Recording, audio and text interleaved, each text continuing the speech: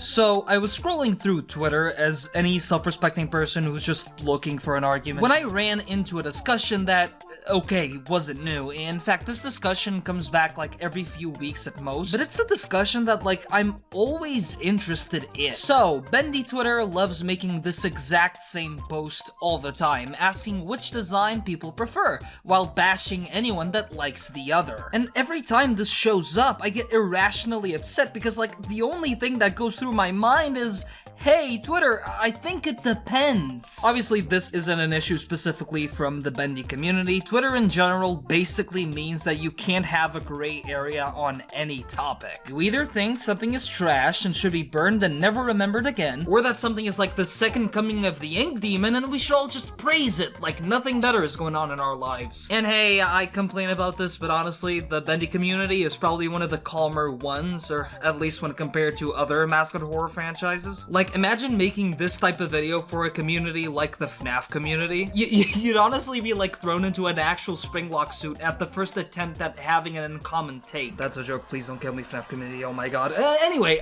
the Ink Demon, right? The main antagonist of the series, and the one that commands the most attention. To me, in the games, Bendy always acts as the role of the force of nature. Think of Bendy as a tornado. It wreaks havoc and destroys countless lives, yet you obviously know it's not doing it out of any real malice. It's just how it works, like a wild animal. Especially in Bendy and the Ink Machine, starting with Chapter 2 and built on with Chapter 3. Bendy is always regarded as this figure that everyone in the world is aware of. Some of them venerate it, like Sammy, and some just try to live around it, like the Lost Ones. No matter what you do, it's always gonna be something that's unstoppable and that kills anything in its path, no matter what. The difference, however, is that while Bendy and the Ink Machine stays true to form with this characterization, Dark Revival builds on the Ink Demon a lot more, giving it a more distinct and established personality. That while it does kind of stray away from the characterization we talked about before, it does still fit, it's just a lot more complex. And at the same time, simpler.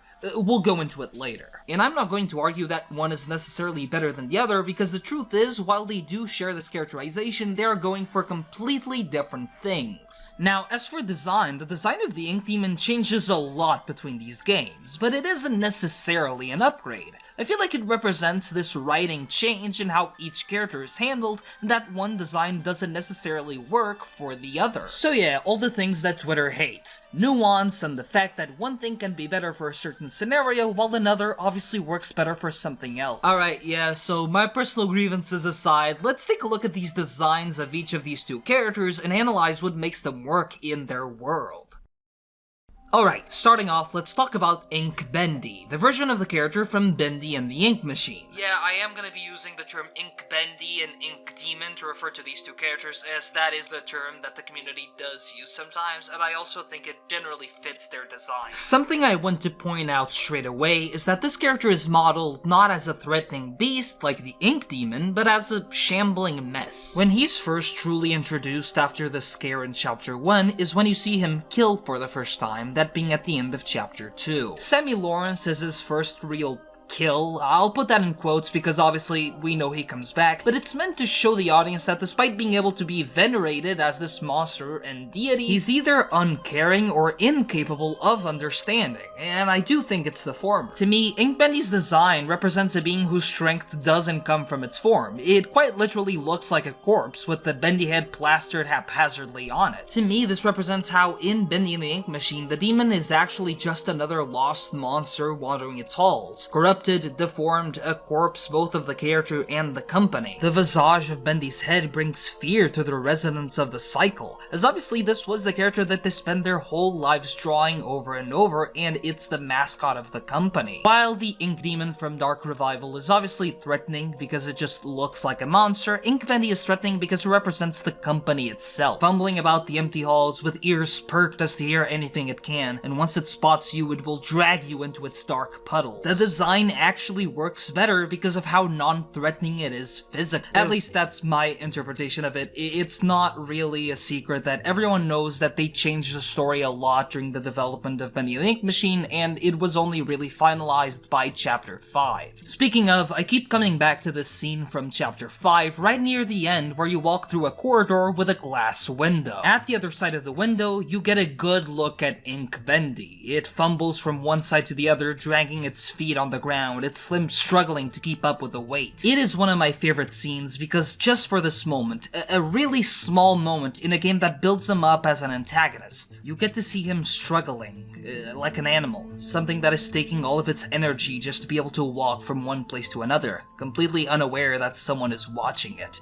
And just a scene in a whole game, you get to see the demon for what it truly is, a lost shell. It's struggling, it's frail, yet deeply, deeply threatening. Even the smile it wears proudly on its face, you'll notice it's not an actual 3D smile. It's almost like a sticker. It's not smiling because it wants to, that's just how it looks. Like the company's mascot looks. And let me just say, this scene would not work with the Ink Demon. It'd be too threatening. You wouldn't feel the sense of almost pity for the demon, because it wouldn't struggle in the same way. Also, it's just too big. One thing that I love about the scene is that you can basically see the demon eye to eye, so you get this perspective that they are just another being stuck in the world just like you. And I think that's why I fail to see when people say that the Ink Demon is just better in every way. I mean, it's good, we'll go into it in a bit, but obviously it can't carry across the same emotions and meaning as Ink Bendy. The new design is just a monster, with, yes, a much smaller and cutesy side, but with a clear distinction of where the monster ends and Bendy begins. Whereas Ink Bendy, it's just what remains, something that is forever a mix between the smiling mascot and also a struggling mess trying to hold itself together. The true demonic form, only being used in the finale, works in this version of the character because it's basically it embracing everything that is built up around it. It became one with the mythos that the people in the cycle built around him, and changed accordingly, becoming a true demon king with a monstrous form and sitting on a literal throne. It's not the true form we actually see in-game, but this exaggerated monster that rules over the world. And since we have reached the topic of a version of Bendy that more closely represents the mythos built around the character, we can go into the Ink Demon. When it comes to the Ink Demon from Dark Revival, I actually think it's a lot easier to talk about and interpret. That's obviously not a necessarily bad thing. In fact, a lot of people have taken a liking to this version of the character over the original, and honestly, I do tend to agree. It's definitely more simplistic, but also still does say a lot about not only Bendy as a character, but the company surrounding it. A mascot that on the outside seems innocent and loving, but with a massive monstrous underbelly of its corporate greed. In this game, Bendy's world itself has changed a lot, obviously caused by mostly Wilson Ark messing with the cycle. Bendy is still seen as a feared entity, sure, but not necessarily a looming threat. A lot of the cycle's residents just think the Ink Demon is dead. Remember, Wilson quote-unquote defeated the Ink Demon and is currently basking in his savior complex. The Ink Demon now, at least how I see it, has been reduced to kind of a myth. And yeah, I think the new design for the Ink Demon absolutely works to build off this mythological monster that Wilson is said to have defeated. If I told you Wilson defeated this bumbling corpse, well, there's always the belief that it was somewhat of a fair fight, even if the residents of the cycle obviously know what Bendy is capable of. Meanwhile, if I told you this frail old man defeated this beast, yeah, that's a lot more impressive.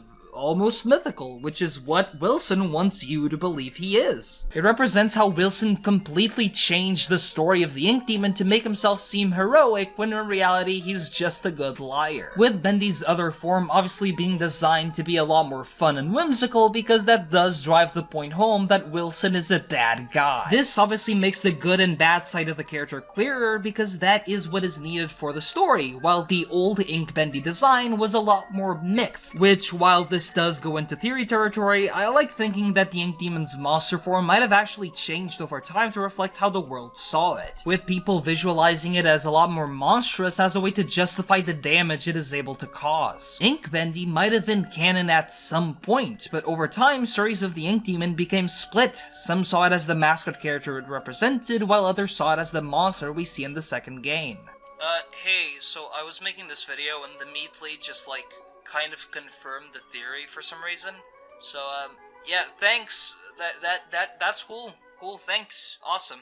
At the end of the day, I think it comes down to each game wanting to do two different things with its characters. One, a representation of a dying company, zombified and moving mindlessly in its abandoned halls, bringing death and destruction to the lives of anyone close to it. Its body is frail and weak, blinded to the world both metaphorically and literally, its face always stuck with that plastered smile, the mascot that brought all of this upon its workers in the first place. Not physically threatening, but threatening through its representation of the horrors of what became of Joe Studios. The other, a representation of a demon king, true evil, a dark mythical force of the world defeated by the hero of the story. An exaggerated villain that exists solely to reinforce how good the hero is in comparison. Nothing more than a force to be defeated as a way to boost the hero's fragile ego. Meanwhile, in reality, it's nothing more than a character that was once supposed to bring joy. One that given the chance would drop this monstrous facade and would just try to do what it was meant to do. Be a friend, a companion, to bring smiles and joy. Hell, to act as a companion to the true hero of the story, and not just this Gary Stu character that the story wrote itself to have. Both work for what they are meant to be, and in my opinion, wouldn't work any other way. So yeah, going back to that original Twitter post, I think I bring the gray area that maybe it depends to a discussion that didn't have it before. But if you asked me what Ink Demon I do prefer, yeah, it's the second one. I like Dark Revival Bendy a lot more, sure, but that doesn't mean I think the original is necessarily worse. Actually, I also like Ink Bendy a lot, so if you said that is the option you would choose, I would completely understand. Honestly, I just love Bendy as a series. And trust me, I am excited for that movie. I am. Ooh, I can't wait to watch it. So yeah, I'm Kyn, and I hope you enjoyed the video. If you watched till the end, honestly, just tell me what Ink Demon you prefer. Just be mindful of other people's opinions. This isn't Twitter. We actually respect each other here.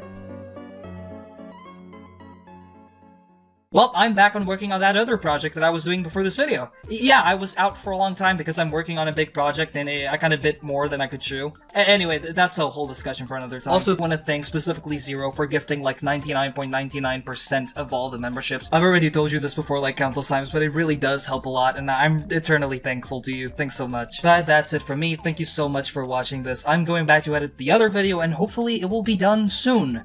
We'll see. See you, everyone. But the believers must honor their savior. I must have him notice me. Calm down, son. It's just a drawing, not the real thing.